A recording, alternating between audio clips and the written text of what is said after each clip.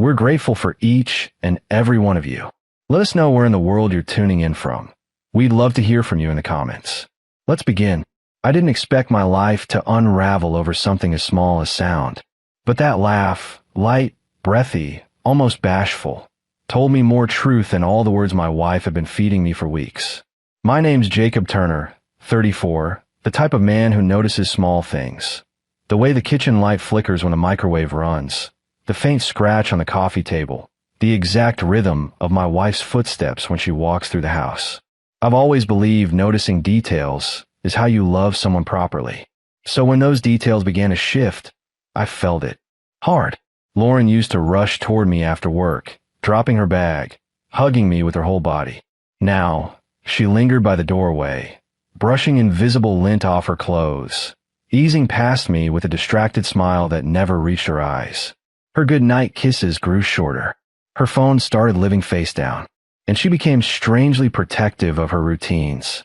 I tried pretending things were normal, because sometimes pretending is easier than truth.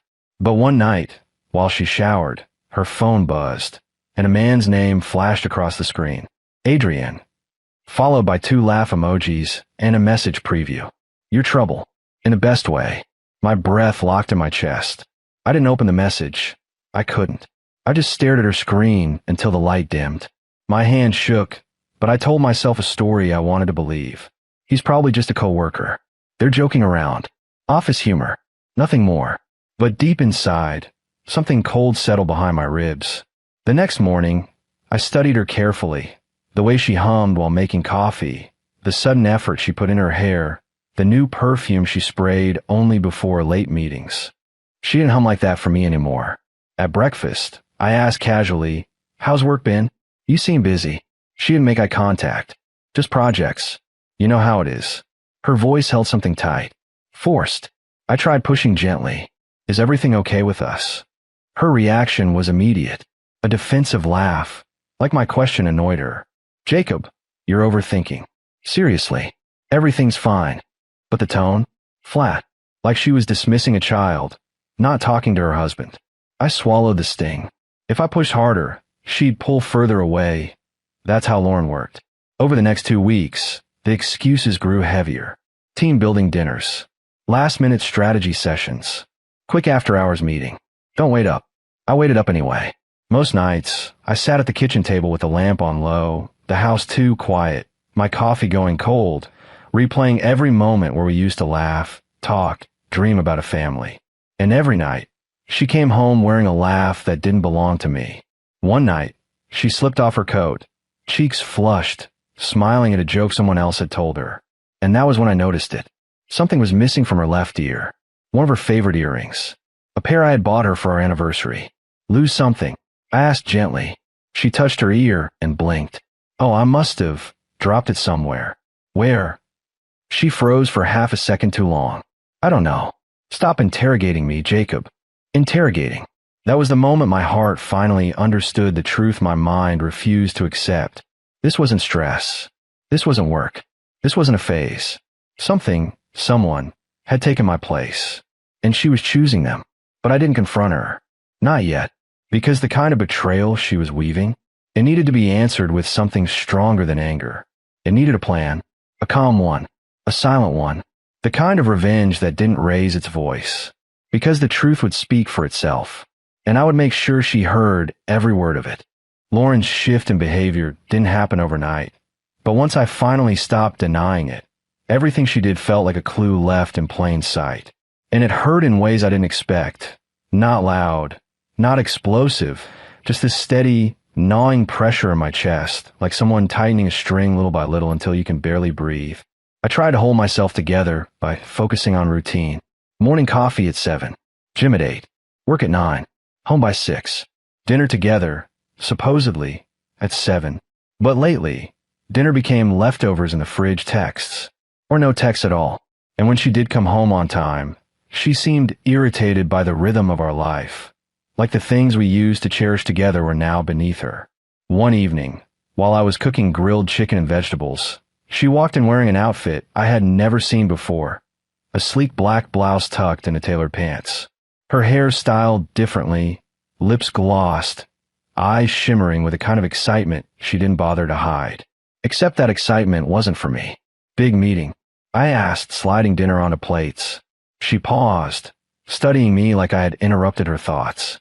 Oh, no, just felt like dressing up. We had a small after-work gathering. A gathering? I tried to keep my voice steady. With who? Just the team. She said it too fast, too rehearsed. I nodded, even though every cell in my body screamed that something was off. Then she slipped away, humming softly as she headed upstairs. The same hum I'd heard through her phone speaker. The same sound she'd stopped making for me. Later that night, when she showered, she left her purse on the bed. I wasn't the kind of man who went through my wife's things. I wasn't. And maybe that's why I hesitated. But trust only works when both people protect it. Her phone buzzed inside the purse, and the screen lit up with a name I couldn't ignore. Adrian M. The message preview flashed. Still thinking about earlier. You drive me crazy. My heart dropped, so hard I actually felt dizzy. I stepped back, swallowing the dryness scraping my throat. She stepped out of the bathroom then, wrapped in a towel, humming that same tune. I didn't mention the message. Not yet. I just watched her walk past me, pretending like her betrayal wasn't burning holes through her towel. She didn't look at me. She just reached for her lotion, her perfume, her robe, the rituals of someone who'd already given their heart somewhere else. That night, she fell asleep quickly, which surprised me. I had assumed guilt kept people awake. I lay beside her staring at the ceiling, listening to her soft breathing, wondering how many nights she had come home carrying someone else's laughter in her chest. And somewhere in that darkness, I made a decision. Not out of spite, not out of rage, but out of clarity. If she truly believed she could live a double life, then I needed to expose it. Not through yelling, not through accusations, but through proof she couldn't run from. The next morning, I got up earlier than usual. I made her breakfast as I always did, scrambled eggs, avocado toast, fruit on the side. She didn't even touch it. I'm late, she said, grabbing only coffee. She kissed me on the cheek, not the lips, and rushed out the door.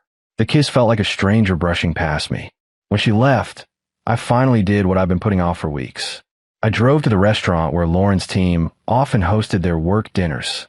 The manager, Blake, had been my old college roommate, someone who always looked out for me, even when life took us in different directions. He spotted me immediately. Jacob, man, long time. Everything okay? Blake, I need a favor, I said. My voice cracked more than I wanted it to. His brows tightened. What do you need? I hesitated, but the truth pushed its way out. I think Lauren's seeing someone from work. She comes here a lot. Can you check anything for me? Just dates, times, anything suspicious. Blake didn't judge me. He didn't question me. He simply nodded. He led me in his office and pulled up the reservation history. My stomach twisted when I saw Lauren's name, paired with someone else's, repeatedly. Table for two. Turner, Lauren plus guest AM. AM. Adrian M. Pictures weren't necessary. The pattern was enough. Still, Blake looked at me gently. Jacob, you wanted to pull any receipts? I swallowed hard. Yes. He printed 3, all signed by the same hand, all with expensive drinks my wife never ordered with me. And then he hesitated. There's something else, he said softly, opening a drawer. He placed something small on the desk. A single earring. Lauren's. My breath stuttered. Blake sighed. We found this under one of the booths last week. I remembered she wore these all the time, so I kept it aside. I didn't think. He didn't finish. He didn't need to. I picked up the earring, the one she lied about losing. It wasn't lost. It wasn't misplaced. It was left behind. By accident. Or carelessness. Either way, it belonged to a version of her I didn't recognize anymore. And that's when my revenge formed. Clear, cold, calculated. I wasn't going to confront her with anger. I wasn't going to beg. I wasn't going to break. No. If she wanted to betray me behind my back, then I would let the truth greet her at her front door, and she would walk right into it without knowing she was stepping into her own downfall. The drive home after leaving Blake's restaurant felt like moving through a different world, one where every memory of Lauren was suddenly painted over with doubt. The way she laughed lately, the extra care she put into her hair, the perfume she wore only on nights she claimed she was working late. I gripped the steering wheel so tightly my knuckles ached. I wasn't angry in the explosive way people imagine betrayal feels. No, my anger was quiet, cold, like someone had opened a window in the middle of winter and let the air seep into my bones. When I stepped into the house, everything felt staged. Our wedding photos on the hallway shelf, the throw blanket she always said she loved, the half-finished puzzle we used to work on together. It all looked like a life someone else was living. Not me. Not us. Not anymore. I placed the earring Blake had given me on the dining table. It sparkled under the overhead light. Mockingly, almost. A symbol of everything she'd lied about. But revenge needed more than an earring. It needed clarity. It needed precision. So I sat down with my laptop and opened a blank document. Not to write a speech. Not to confront her with accusations. I made a list. A quiet, simple list of facts. Not assumptions. Facts. 10 late-night meetings in 3 weeks. 3 dinner reservations at the same restaurant. 2 expensive wine bottles she never ordered with me. 1 missing earring. A message from Adrian, still thinking about earlier. Her distancing smile. Her defensive tone. Her sudden excitement about work she used to complain about. And finally, her choices. I sat back and breathed through the ache building behind my ribs. This wasn't the life I imagined when we said I do. This wasn't the partnership I vowed myself into. This was a performance she perfected while I wasn't looking. But betrayal, real betrayal, has a way of sharpening a person. And by the time I finished reviewing the facts, I had never felt sharper. Later that evening, right on cue, my phone buzzed. Lauren, quick meeting ran late. Be home soon. The lie slid across my screen like it had every other night. But this time, I didn't feel that familiar sting. I felt something steadier. I texted back. Take your time. Polite. Calm. The kind of message a trusting husband would send. She had no idea how closely I was watching her fall. But I wasn't done. I needed one more piece for my revenge. Not proof for me, but proof for someone who deserved to know the truth as much as I did. Her boss's husband.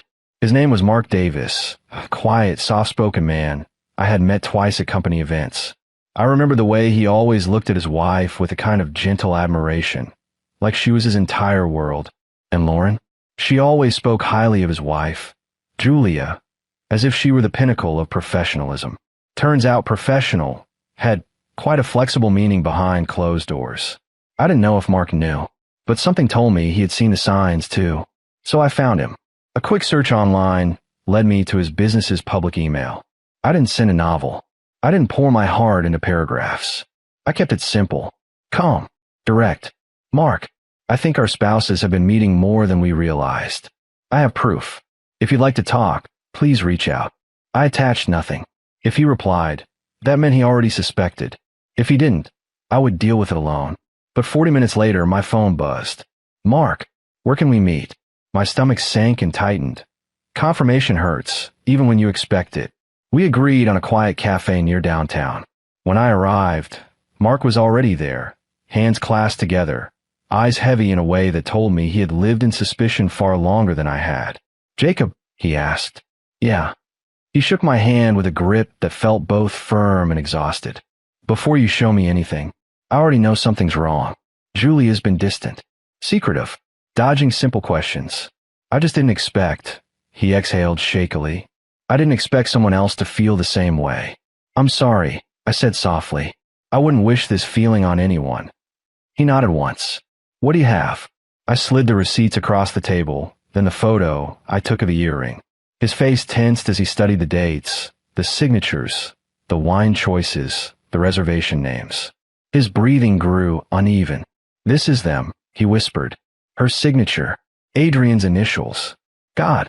He pressed his fingers against his forehead, shaking his head slowly. She told me she was mentoring a new manager, that she was just putting in extra effort at work. I clenched my jaw. Lauren told me it was late meetings, team dinners, nothing serious. Our pain mirrored each other's so precisely it was almost frightening. He looked up, eyes shining with a mixture of humiliation and fury. What do you want to do, Jacob? Not scream, not break things, not chase them. I replied, I want the truth to meet them head on. He nodded slowly, and I want to be there when it happens. We sat there silently for a moment, 2 men bound by the same betrayal, breathing the same cold realization. And together, without raising our voices, without dramatics, we began forming the kind of revenge that didn't involve yelling, but precision. I drove home after dark, calmer than I had been in weeks. My plan was simple, brutally simple. Let her walk into the truth. Let her see the evidence. Let her explain, not to me, but to the one person who had hurt her pride deeper than any shouting ever could. It was time to let her world collide with reality. Lauren came home that night with a light, carefree laugh drifting ahead of her. The kind of laugh she now reserved for someone else. She pushed open the door, shaking off the cold, smiling at something on her phone. Then her eyes lifted, and her smile collapsed, because sitting on the couch beside me was Mark Davis, husband of her boss, Julia. His posture straight, his expression steady, his fingers gently holding something small, delicate, unmistakable. Her missing earring, the same one she claimed she must have dropped somewhere. Lauren's breath hitched. She didn't move, didn't blink, just stared as the color drained from her face. I didn't say a word. I didn't have to. Mark was the one who broke the silence. His voice was calm in a way that only deep betrayal could make a person. Julia told me she was working late too, he said softly. And yet, I found this beneath a restaurant booth. A booth where she and your wife had dinner with someone named Adrian. Multiple times. Lauren's lips parted, but no sound came out. I stood up slowly, my hand steady, my voice level. I told you earlier, take your time, I said quietly, because I wanted you to walk into this moment on your own feet. No yelling, no accusations, just truth. Her eyes darted between us, panic settling, breathing shallow. Jacob, I can explain. I raised a hand gently. Don't explain to me. Her confusion flickered. What? Explain it to him. I nodded toward Mark. Explain to the man whose wife was with you. Explain how your quick meetings always lined up with Julia's mentoring sessions. Explain why your messages with Adrian stopped making sense weeks ago. Mark opened the folder he brought. Receipts, reservation logs, screenshots. He laid them out one by one like a quiet storm. Lauren's knees buckled as she stepped forward. Her voice trembled. This isn't what it looks like. I swear. Don't. I whispered, firm but not loud. Don't lie again. She froze at the softness in my tone, because softness hurt more than shouting ever could. I stepped aside, letting her see everything Mark had uncovered. The dinners, the signatures, the timestamps, the wine she never ordered with me, the photo of her earring. She let out a broken sound, half gasp, half sob, bringing her hand to her mouth. Jacob, please, she begged, voice cracking. I felt unseen. I didn't know how to talk to you. I made mistakes, but please don't do this. We can fix it. You didn't make mistakes, I said quietly. You made choices. The truth landed on her like a weight. I continued, steady. I trusted you. I loved you. I noticed every small thing about you, because loving someone means paying attention. But when things got difficult, you didn't come to me. You didn't fight for us. You let someone else fill the space I was trying to close. Her tears fell hard. I'm sorry. Please don't end this. Mark stood slowly. I'm sorry, Jacob. This is your home. I'll let you two talk. But I shook my head. No, you stay. You deserve the truth too. Lauren looked at both of us, realizing there was no version of this where she could hide. I picked up the earring from the table and placed it in her hand. This is the last thing I'm giving back to you, I said softly. Her breath broke. Does this mean you're leaving? I nodded once. When trust dies, marriage dies with it. I'm not throwing anger at you. I'm letting go of something you already left long before tonight. She reached for me, but I stepped back, and for the first time in months, I felt free. Not victorious, not triumphant, just free. As I walked out the door with Mark beside me, Lauren crumbled onto the floor behind us, quiet, shaking, whispering apologies to a version of me she'd taken for granted. But my revenge wasn't about punishing her. It was showing her the one truth she never expected. I didn't need a scream to end the story. I just needed to walk away, and she would remember that silence forever.